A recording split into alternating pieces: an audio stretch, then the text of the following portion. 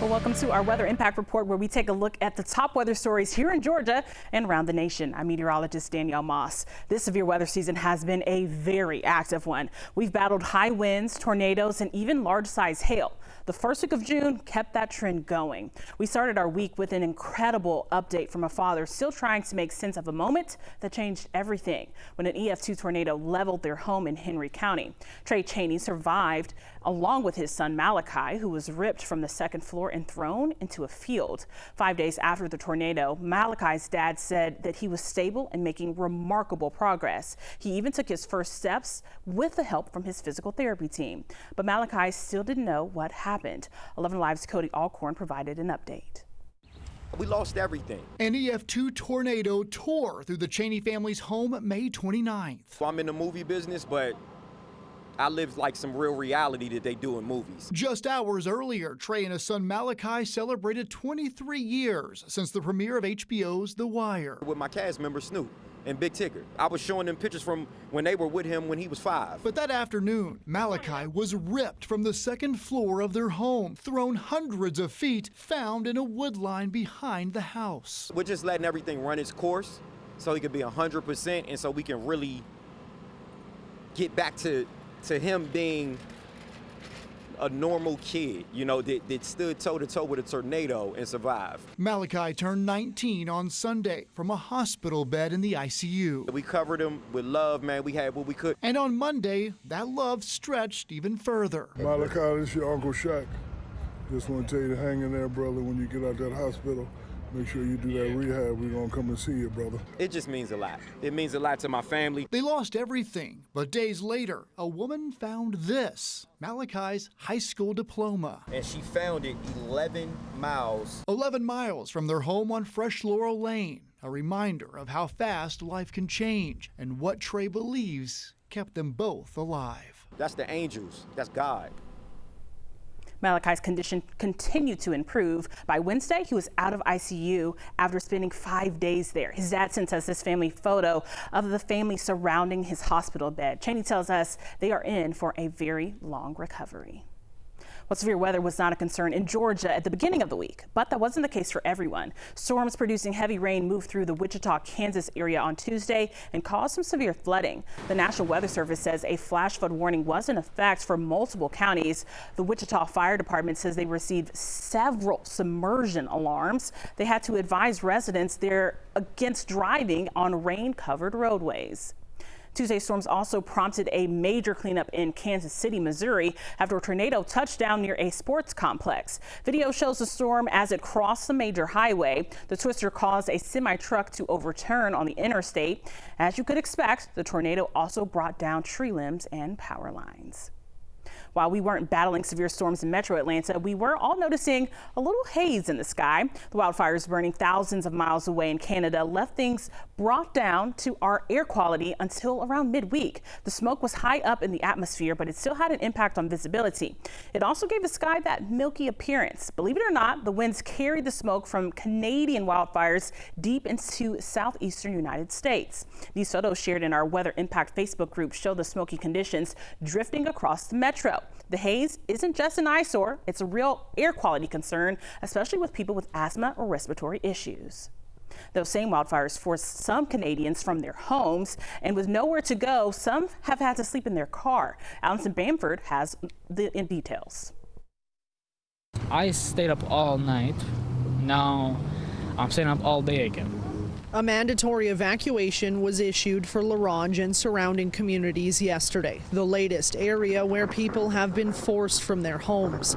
Videos show traffic backed up as far as you can see, flames on either side of the highway. Many evacuees are now in Prince Albert, living out of their vehicles for the time being. Like so many, Kobe Nelson and his partner packed what they could in a moment's notice: clothes, blankets, and their 2 dogs. They got into the city early this morning. They're exhausted, concerned, and emotional. So hard to be in this town. I'm in this city. Like, I just want to go home, you know. 20 active wildfires burn across the province with at least 18 evacuation orders issued.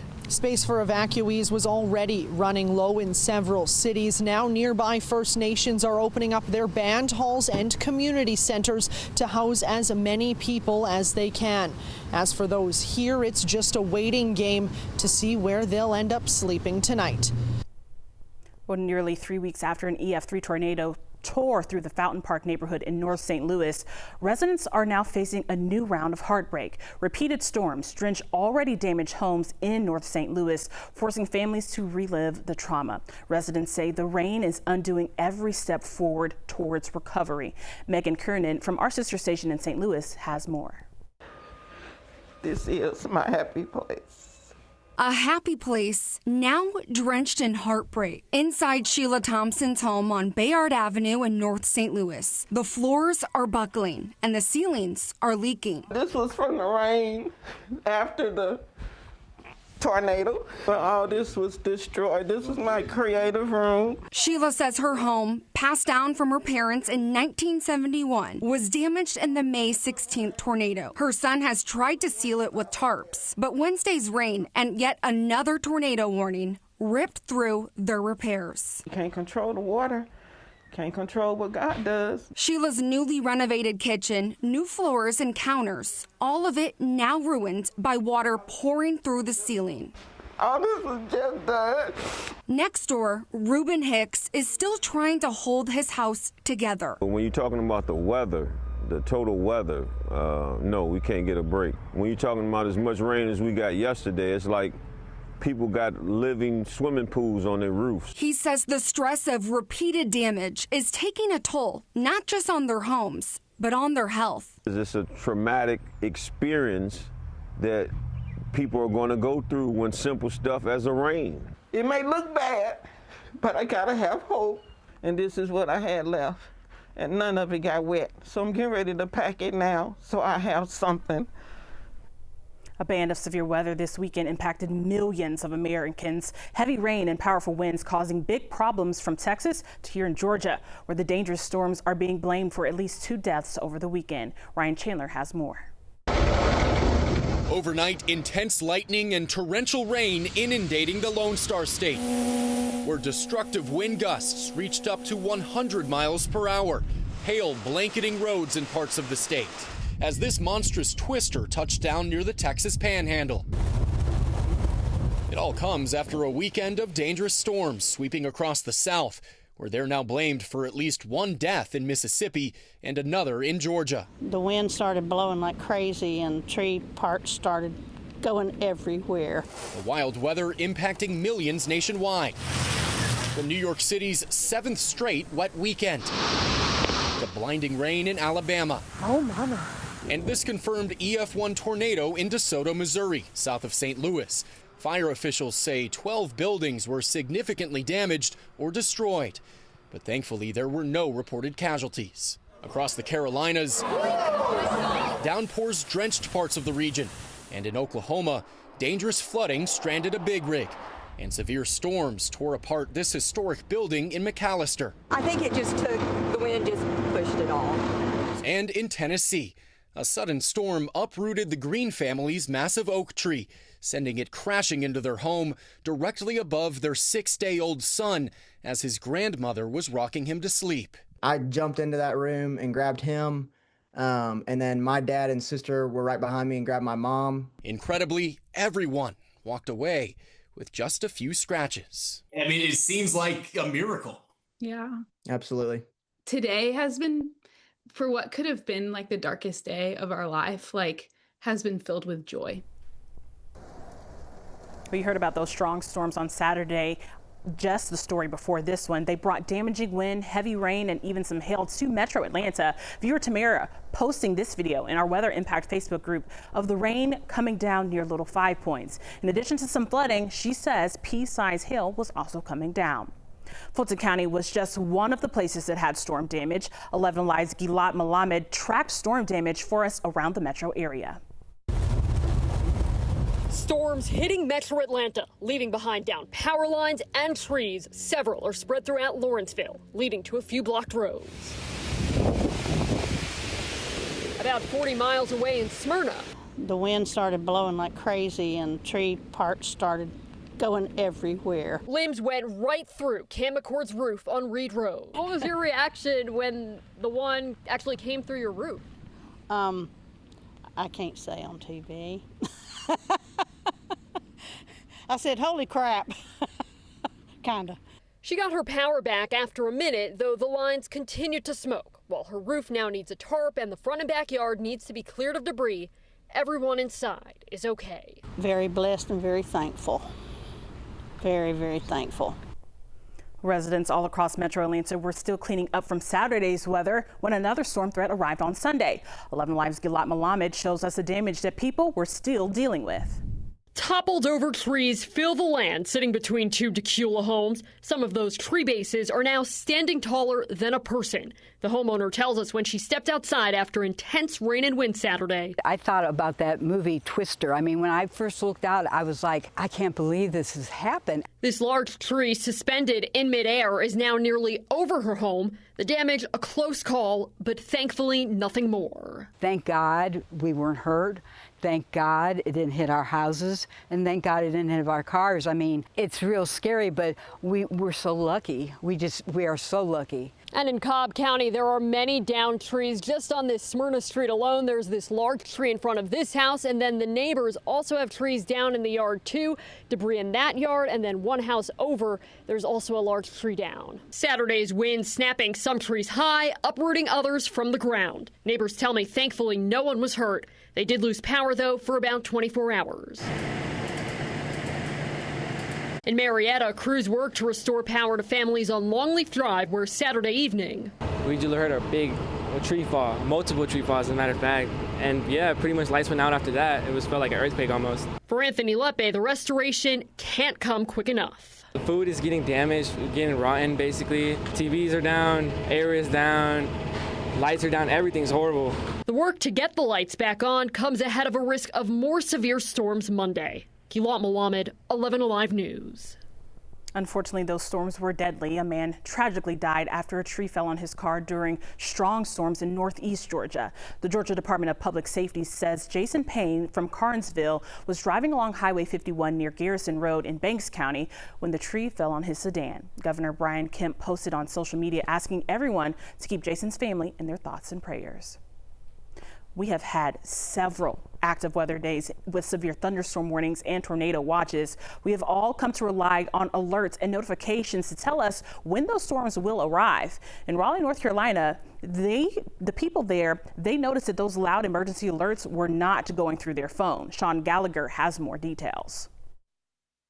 The risk of severe weather was high Friday afternoon. We had that level 3 risk, which is extremely rare. Meteorologist Amy Wilmoth and the rest of the WRAL weather team were ready for a busy weather evening, but noticed something strange. We started seeing the radar become more active. We weren't getting any warnings. Those warnings come from the National Weather Service, and for some reason, they couldn't push them out to TV stations like ours or to cell phones. It was a failure of some kind, and we're still trying to figure out exactly what happened. I've reached out to the NWS for comment, but they have not responded. While they couldn't push out those warnings to the general public, they were in constant communication with our weather team about where the warnings were. And we had to get creative in getting that information on air for viewers around the Triangle. And I have manually drawn the outline of the severe thunderstorm warning here in white so you can get an idea. When I say that I was manually having to type in the warnings, but to do that in a timely manner is very challenging. So we definitely weren't able to be as fast as we typically are because there was so much added work behind the scenes that we had to do. It wasn't just Raleigh that was impacted. It appears that a few other National Weather Service stations had similar issues. On Thursday, NBC had an exclusive story about a bipartisan bill to reclassify National Weather Service employees as critical to public safety. This would allow faster hiring across hundreds of vacant positions. Representatives Mike Flood and Eric Sorensen introduced legislation putting forecasters in the same category as air traffic controllers and FBI agents. Meteorologist Chase Kane talked with the congressman who say staying safe in severe weather should be one thing we all can agree on. On this fourth-generation farm in northern Illinois, weather and climate predictions dictate everything from water for their cattle to when to plant. And for this mother of four, when to take cover. I want to be confident that if there is severe weather heading my way, that I'm informed, that I know about that. And if we cut some of these services that have been around for over 100 years, it becomes really challenging for some of those big decisions that, again, ultimately impact our bottom line. Megan also happens to live in the district represented by the only meteorologist in Congress, and he shares her concern about widespread staff shortages across the National Weather Service. I value that in the middle of the night when the worst storm doesn't wake me up, that their warning will wake me up so that I get my kids down in the basement. That is of incredible value. That's why Eric Sorensen visited his local weather office to listen to and encourage the forecasters stretched thin, so thin that sometimes they can't do basic things like launch a weather balloon. Here we go. 3, 2, 1. And fewer balloon launches also grabbed attention 300 miles to the west and across the political divide. Well, I could see it in their eyes. They were burnt out. They were concerned. Mike Flood visited his district's weather office in April, also short-staffed at the time. We have a tornado warning issued for Pottawatomie County. When 6 tornadoes hit eastern Nebraska. Right after, he called the White House and pushed for what became Monday's announcement that 126 vacant positions would be filled across the Weather Service, roughly a fourth of the total vacancies. We're fixing it. We're going to fund them. It's not going to get privatized. And I think it's an opportunity for some real change and hopefully some additional investment. Now Flood is partnering with Sorensen on a bipartisan bill to further protect Weather Service forecasters by reclassifying them as public safety alongside FBI agents and air traffic controllers.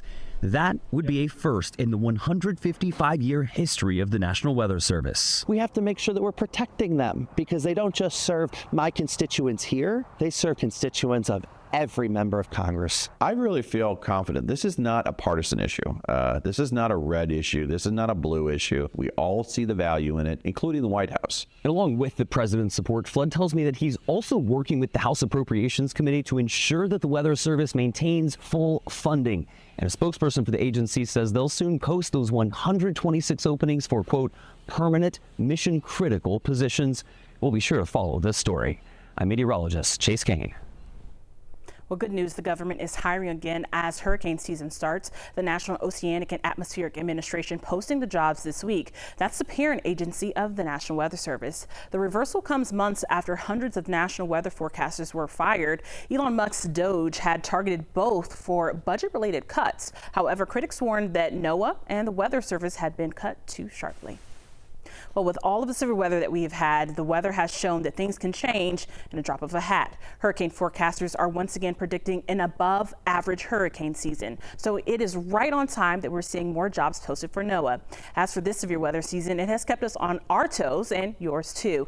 We want to make sure that you stay safe and prepared out there. With your weather impact report, I'm meteorologist Danielle Moss.